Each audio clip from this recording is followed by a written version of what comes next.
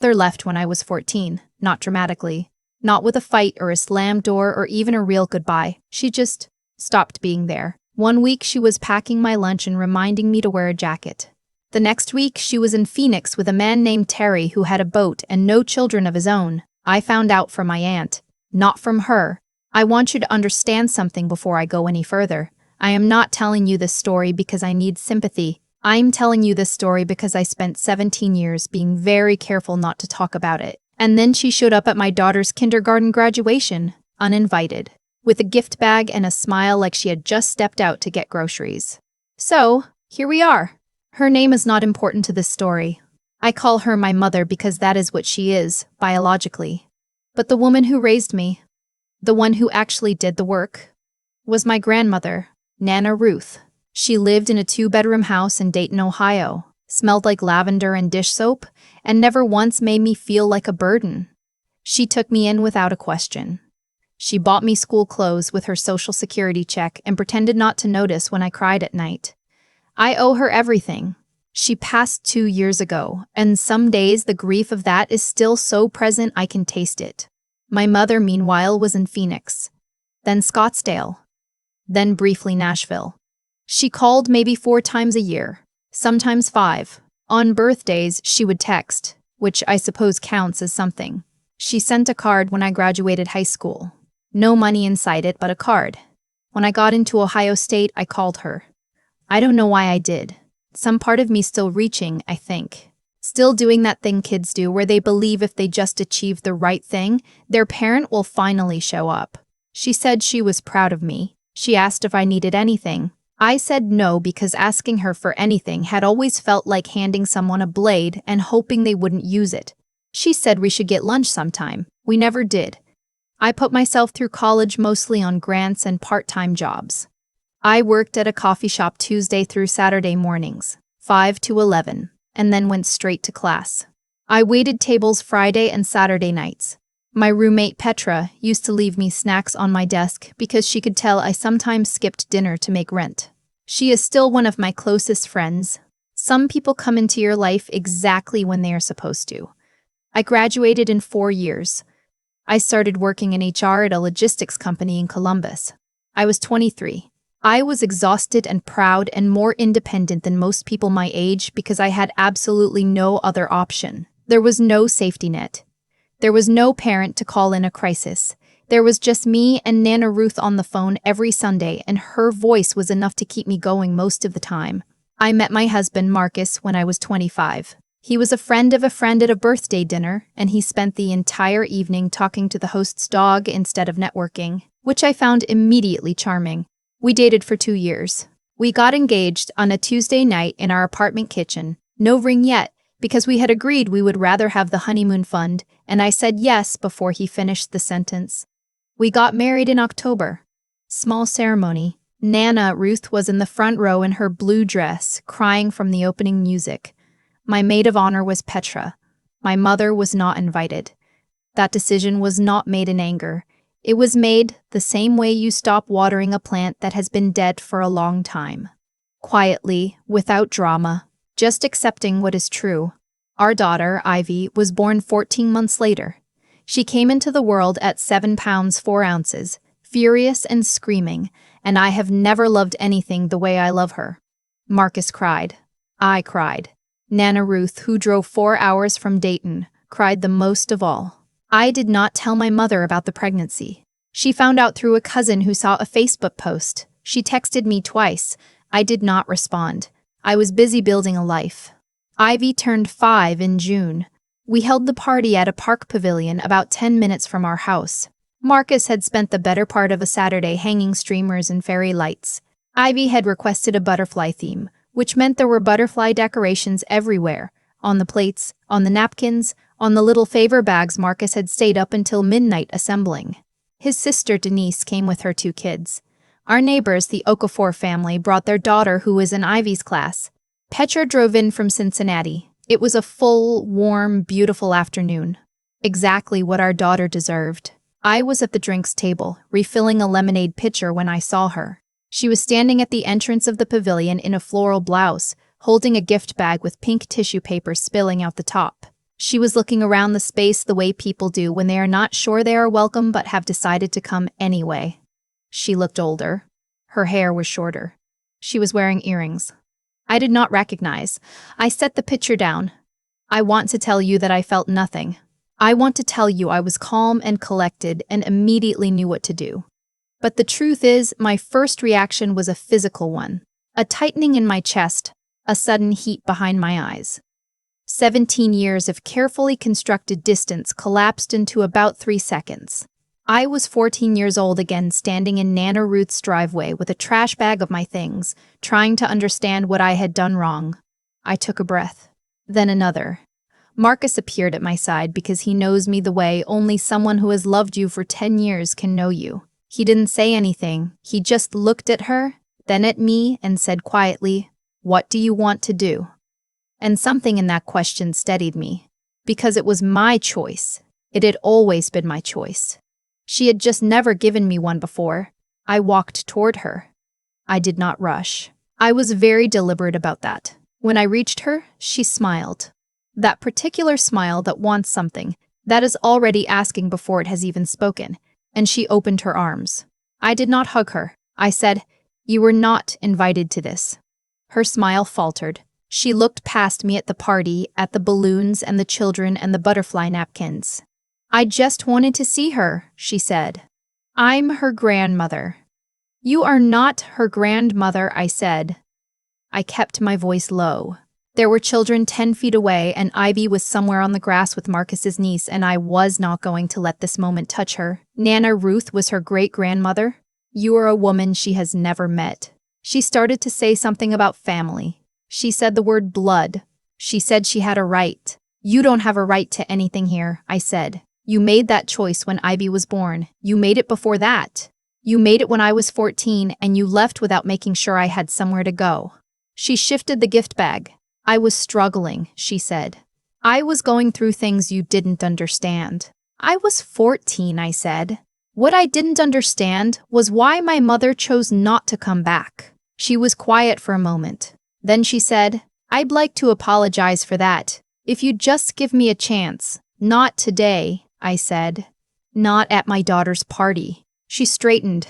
Something changed in her expression. A hardening, a calculation I remembered from childhood. "I drove 4 hours," she said. "I just want to meet her."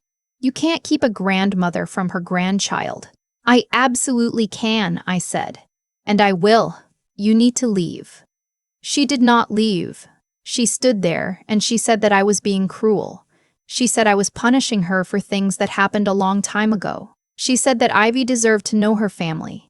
"Ivy knows her family," I said. "Her family is here today." And I want you to understand that I did not plan this. It just came out of 17 years of carrying something without putting it down. I said, "The last time I needed you, I was a child. I am not a child anymore.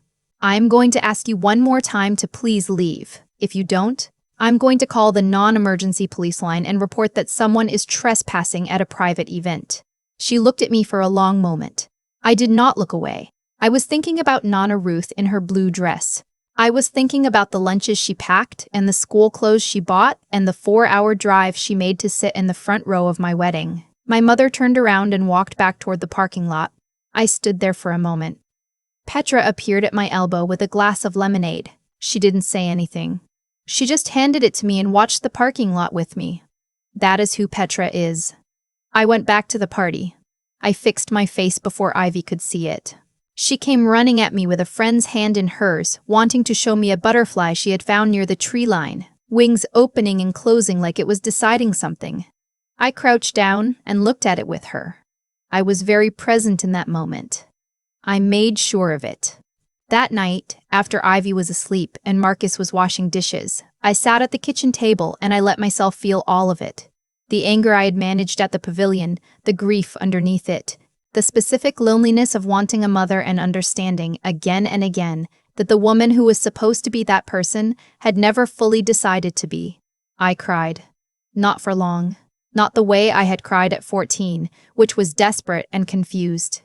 This was different. This was the kind of crying that means something has finally settled. 3 days later, I got a text from her. It said she was sorry for the scene. It said she hoped I would reconsider. It said she had talked to a lawyer who told her she might have grandparent rights depending on the state. I took a screenshot and sent it to my attorney. I had consulted a family lawyer 2 years prior, actually, because I had wanted to understand exactly what my rights were if the situation ever arose. Ohio's grandparent visitation statutes are specific. The law does not grant grandparent rights in intact families. Marcus and I are married. We are both present. There is no court order, no prior established relationship. She had nothing. My attorney sent her a cease and desist letter. Formal, professional. It outlined that any attempt to contact me, my husband, or my daughter through any channel without consent would result in further legal action. The text stopped. She called once from a number I didn't recognize. I let it go to voicemail. The voicemail was 4 minutes long. I listened to about 40 seconds of it. She was crying. She was saying she was alone and that she was getting older and that she had made mistakes. I did not doubt any of that. I genuinely believe all of it to be true. But here is what I have learned. Slowly and without any single moment of revelation, other people's loneliness is not your debt to pay. Not even when that person is your mother. Not even when a part of you, the 14-year-old part that never fully stopped reaching, still feels the pull of it. I'm 31 years old. I have a husband who would drive through any weather to be home by dinner. I have a daughter who calls herself a butterfly scientist and sleeps with 3 stuffed animals and tells me she loves me approximately 11 times a day. I have Petra, who drove 2 hours to hand me lemonade at a pavilion without being asked. I have the memory of Nana Ruth and her blue dress, which I will carry with me for the rest of my life. What I do not have is a mother. Not in the way that word is supposed to mean something. I made peace with that a long time ago. Or I thought I had. And then June happened, and I had to make peace with it again. Standing on a grass lawn with butterfly napkins on every table. That is the thing no one tells you about forgiveness and boundaries and all those words people use in therapy and in comment sections. It is not one decision. It is a lot of decisions, over and over, in different settings with different lighting. It is choosing, again, to protect what you have built. It is deciding, again, that the people who showed up get to stay, and the people who only arrive when they want something do not. Ivy doesn't know any of this. She had the best birthday of her 5-year life. She found a butterfly. She ate 2 pieces of cake. She fell asleep in the car on the way home with purple frosting still on her chin. She will know the story someday, when she is old enough to understand it. I will tell her honestly and without bitterness, because bitterness is a thing I refuse to pass down. I will tell her about Nana Ruth first. I will start there.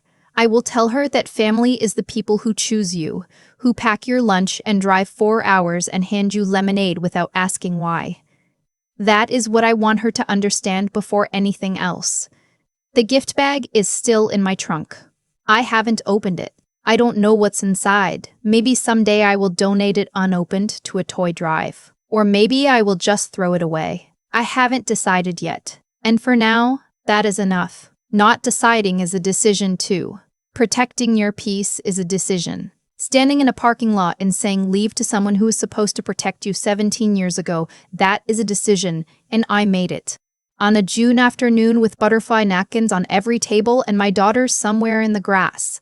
Alive and safe and completely unaware that anything had gone wrong. That is how I wanted it. That is exactly how I wanted it.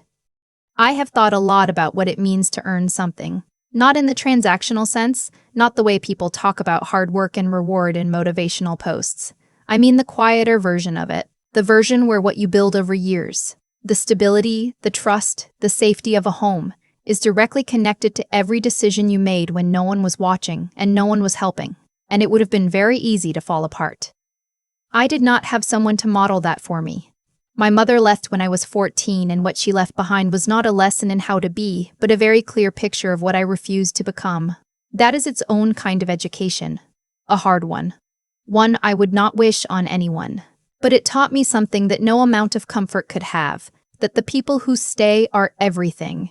That showing up consistently, without fanfare, is the most powerful thing a person can do for someone they love. Marcus stays. He stayed the afternoon my mother walked into that pavilion, and he appeared at my side without being called, without making it about himself, and asked me what I wanted to do. That question, quiet, steady, entirely focused on me, is 17 years of character compressed into 6 words. You do not get a partner like that by accident. You get one by being someone worth staying for. He became that person. I worked to become that person. We built that together. One ordinary Tuesday at a time. Ivy will grow up in that. She will not know for a long time what it costs to give it to her. But she will know it is real. Kids always know when the ground under them is solid. What happened in June? My mother standing at the edge of a butterfly-themed birthday party with a gift bag and an argument was the result of every choice she made over 17 years arriving at once. Not as punishment. Not as cosmic justice delivered from somewhere above. Just as consequence. Simple, unglamorous consequence. She was absent. So she became a stranger. Strangers do not have standing. That is not cruelty. That is just the math of it. I think about Nana Ruth a lot when I think about all of this. She had no obligation to take me in. She did it because she understood that a child in front of you is a responsibility you do not get to negotiate around. That is moral clarity. Not complicated. Not philosophical. Just clear. She saw what needed doing and she did it. She never asked for credit. She never held it over me. She just made sure I had a jacket and a lunch and a Sunday phone call for the rest of her life. That is the kind of person I am trying to be. Not perfect. Not without fear or grief or the occasional moment of standing in a parking lot trying not to cry in front of someone who should have loved you better. But clear. Clear about what I owe the people who showed up, and clear about what I do not owe the people who didn't. Ivy found a butterfly that afternoon. She held very still so it would stay on her finger. She has her father's patience and her great-grandmother's heart, and she does not yet know how rare those things are. I will spend the rest of my life making sure she never has to find out the hard way. That is the only thing I know for certain. Everything else I am still figuring out. But that part I am sure of.